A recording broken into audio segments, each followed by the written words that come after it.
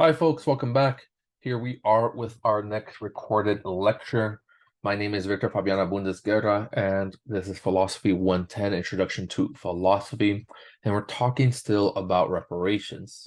So last time we looked at what reparations are, common objections and responses to them, namely the death of original victims, passage of time, and owed only by those who did wrong, namely the slave owners, the enslavers, and we looked at some responses. We looked at the relevance of intergenerational wealth and a lot of the racist systems which have stopped Black Americans in particular from developing intergenerational wealth. We looked at examples of reparations, namely the United States did give reparations to white enslavers, to the enslavers, not to the enslaved. And we looked at Coates, right? Coates believes that for the case of reparations to make sense in the United States, not only do we need to pay financially Black Americans, but secondly, we also need to change the way we view ourselves in American history books. Let's go ahead and continue talking somewhat about this topic or related to this topic with the Roberts piece, Rodney Roberts. So, in Race, Rectification, and Apology, Roberts tells us that, look, whether you may not know this, but the United States Congress has already apologized twice for slavery and Jim Crow laws, once in the Senate in 2008 and once in the House of Representatives in 2009. Now, a lot of people don't know this, and it is for a very good reason. He doesn't think that it was a very good apology.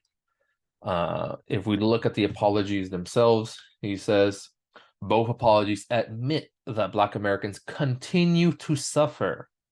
So the United States government in 2008 and 2009 admitted on paper, on a legislative statement,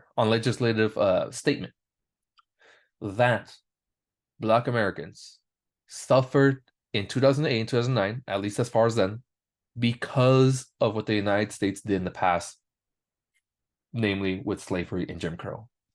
Both of these apologies also express regret and a desire to reconcile. However, the second apology, the 2009 apology, although it was kind of pretty much the same as the first one, the 2008 one, it explicitly mentions this at the very end.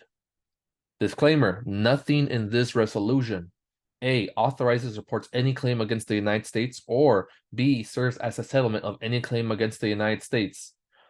In other words, we're very sorry, but you're not going to get any type of compensation or settlement or reparations from us. But we're very sorry, and we realize that you suffer from this still today. But no money for you. Roberts asks, what do we make of this apology? Is this apology any good? They both express emotion and regret and a desire to reconcile. Does that make the apology good, assuming that they're telling the truth? So at this point, Roberts tries to make a distinction between sincere and just apologies. A sincere apology is filled with emotion, such as regret, shame, and guilt, and the apologizer really means it. Maybe they also really promise, really mean it, that they're going to change. These are probably the type of apologies that you want with your close friends and your family and loved ones. You probably, interpersonally, as an individual with the people around you, you probably want sincere apologies. Insincere apologies where they just say it to maybe, make you shut up or to sort of just move on, or so that they can resume having their relationship with you. Insincere apologies are probably bad in your interpersonal, your day-to-day, your individual life. However, he also looks at just apologies, he says. Just apologies, they're not sincere in the emotional sense. Just apologies need only be sincere in the sense that the person uttering the words is making a true statement about the unjust act, that they did something bad, and making a commitment to provide or at least earnestly attempt compensation. That is, they're saying something that's true. I messed up, I hurt you. And they're trying to provide compensation. They're trying that if you lost money, to give you that money back. If you lost a material asset, they're trying to give you that material asset back. Not necessarily guaranteeing, but earnestly attempting. They're trying to do that. Lastly, it must also be delivered publicly in a place where all can hear.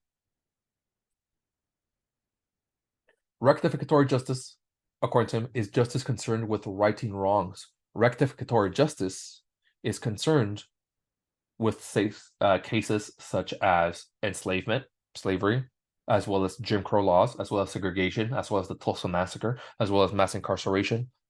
That is what rectificatory justice is concerned with, according to Rodney Roberts. And according to Rodney Roberts, rectificatory justice needs just apologies, or apologies, as the name implies, of justice. Just apologies, justice apologies. You get the name. It does not need sincere apologies.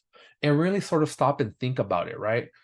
How would you even make that work if assume a sincere apology is that someone feels emotionally bad, and suppose the government says that they're sincerely apologizing for enslavement, for slavery and Jim Crow? Does that mean that every American feels emotionally bad? Is that what will be required for a sincere apology? Because if so, I'm sure there are some racists out there that don't feel bad about it, or there are some people who just don't care and don't feel anything about it. So a sincere apology may not even really be possible, emotionally and practically speaking. But he says that's okay. We don't need your emotions. We don't need your tears. Keep that. Keep your emotions, keep your feelings, keep your statements that you feel really bad, that you feel a lot of shame and guilt. Keep that, according to Ryan Roberts. That doesn't serve here. That doesn't serve me. That doesn't serve the Black community, according to Ronnie Roberts. What I need is a just apology, not one that's sincere, not one that's emotional.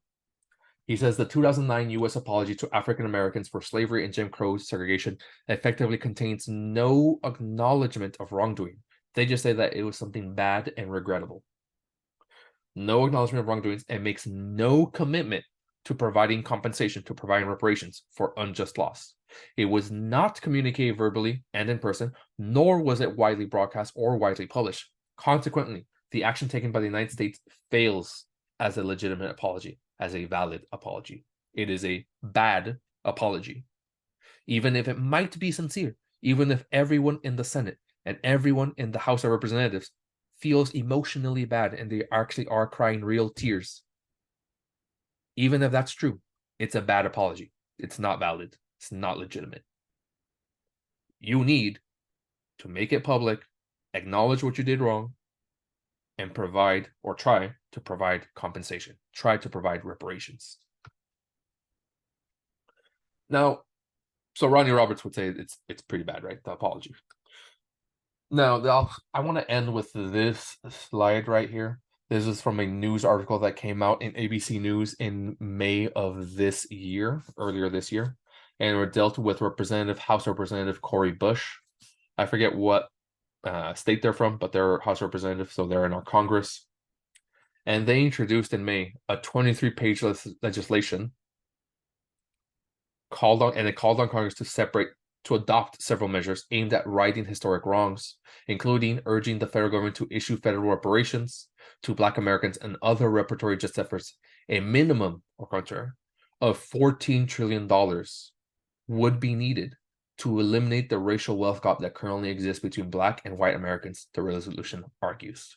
She did argue that this will be in addition to H.R. 40 from our previous lecture. Again, H.R. 40 is stalled. The H.R. 40 is just to study it, and that hasn't been passed. So America's not studying how reparations will even be given. And you might be scared, right? $14 trillion. That's a lot of money. But she says, you know what's also scary? That's only a fraction of what her and her community were deprived of. And what's scarier is to be deprived of a much greater amount of value. She argues, and her experts argue, that the U.S. benefited from over 222 million hours of forced slave labor, or the equivalent today of roughly $97 trillion worth of work between 1619 and 1865.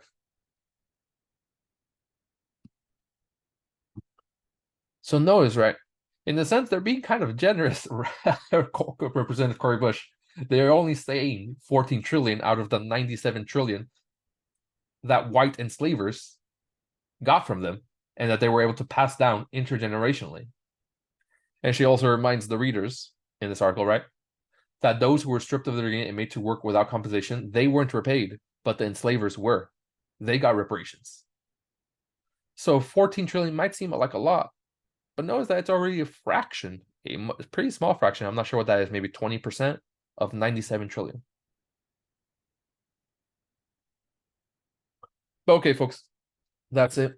Obviously, the question I'll leave you folks in the discussion is, does the United States owe Black Americans reparations?